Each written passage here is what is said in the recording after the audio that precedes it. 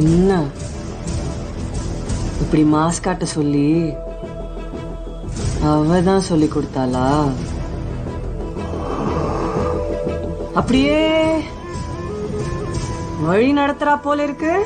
சரி, அப்படியே இருக்கட்டும். என்ன அதான் கேக்குறேன்.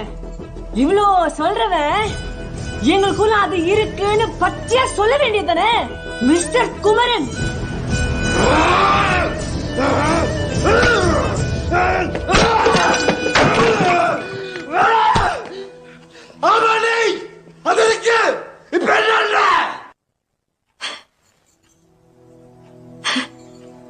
இப்படி எங்களுக்குள்ள ஒன்னு ரெண்டு வாட்ஸ் சொல்லிட்டா நான் பேசாம இருக்க போறேன்.